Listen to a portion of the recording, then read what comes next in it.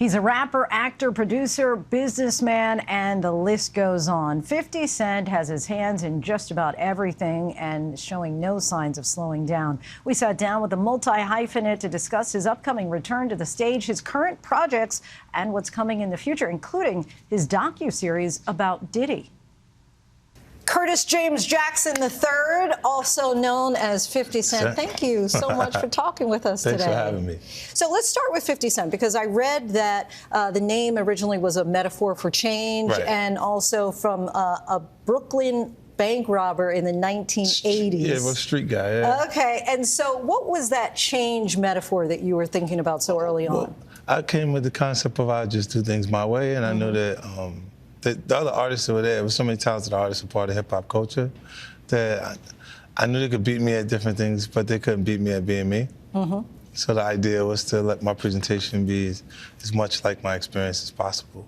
Between the music, the movies, I mean, you're the ultimate multi-hyphenate liquor, whatever you want to talk about with regard to you being a mogul and sitting really on an empire.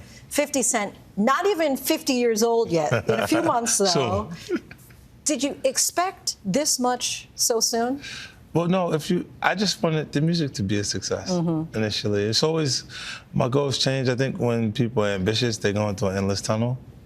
And you just got to prepare to go with them on that journey if you make a connection with them. But it's always a new goal or always something new that pops up that it kind of consumes my interest. The Humor and Harmony Festival is quickly approaching. G-Unit Productions just announced in Shreveport, Louisiana. Here's a guy from South Jamaica, Queens.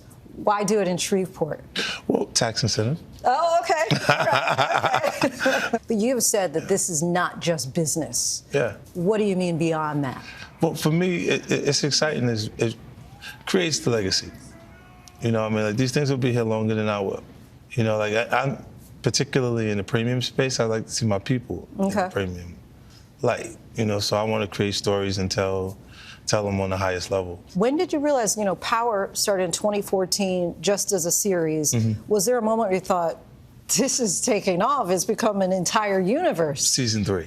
What happened in season 3? They would accept the cast without me. See, ahead of that, the major platforms that we would market and promote the show on wouldn't take the cast if I wouldn't be available to be on the show with them.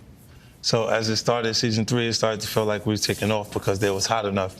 They were excited enough about the cast without me. And then, look, in television, you don't need a star. Television makes stars. You need talent on television programs. Are you going to keep expanding that series? Yeah, well, this was a few more. The origin story will be coming shortly, and then I have so many new projects in the works. I got like 41 shows across 10 different networks, so they'll be seeing me.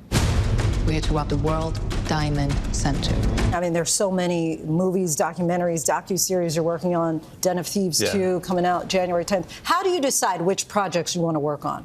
Oh, just the ones that I feel like have a high probability of success. I'm just looking at it and saying, what is it? And is it something that excites me? Would I want to stop and watch it? Speaking of, in particular, Netflix docuseries that you've been working on, Diddy Do It. Right. You've been saying for years that you feel you knew Diddy's character. Right. Yet you said you weren't a part of that lifestyle, you weren't going to the parties. So what makes you so absolutely sure that these kinds of allegations that we've seen against him are true? Well, I'm surprised by the allegations, as surprised as everyone else is. Like, I didn't make the allegations. I didn't tell people to say these things. It comes out, I see it in the news like everyone else. But I did feel uncomfortable with the way you would present the idea of going to these projects. To come party with me. Yeah. And then that swayed me away from it, just that alone. So you didn't realize as much stuff was coming. Like, when I seen today, it was allegations of 3 men that said he drugged them and it's a long time, to be honest with you. Like, when people don't remember being violated for 20 years, it makes me feel a little hard. What are your thoughts on the allegations against Jay-Z? That was interesting. When I was saying things, not knowing exactly what I was saying, but I was going, where's Jay at? He's mad quiet. Like while the Puffy thing was going on. But it's obvious now that his team was being made aware that he was in those allegations also. You know, so I hope it works out, because with his family, the things that go on internally, those accusations are crazy. Let's go back to the music. Residency in Vegas the week of New Year's in the club. What can people expect? Excitement for me, from my perspective, because I get a chance to do things production-wise that I wouldn't be able to do on a traditional tour. Like, I can build things that I can't tear down and build again and tear down and build again to make excitement in the room. You have so many songs to choose from. How do you select which ones are going to go into the residency? That's difficult, that part. Like, I got to go through, because some things I get comfortable performing them, but people are listening to the other records because in the sequence on the album, it's not that way. And I have to adjust that myself. Like, even the new record that just came out, I'm going to put that into the residency. So. Do you have a favorite song? No, no, it's not a favorite. Sometimes the things that are oddly successful. Your last tour that you did was called The Final Lap, but it really wasn't The Final Lap, was it? I may do a stadium tour. Okay. May? Yeah. Or is it already in the works? Well, it's in the works. They start putting together territories. They want it to come back. But I won't do the same type of arenas I did last time. If it's not the stadium, then I'll just go home. Do you enjoy the live crowd or the music aspect of it, or do you prefer, being in the studio acting? I really enjoyed the tour this time. This last tour was cool, and it's because I didn't have the pressure of releasing the album before it, so I wasn't doing so much new material that I had to concentrate on that while doing the show. Like, it was like, I know everything, all of the words, I'm ready, let's go. Let me just figure out like what's physically happening during the show, and let's go. So television, they said they're on strike, and I said I'm on tour. Smart. So you have options.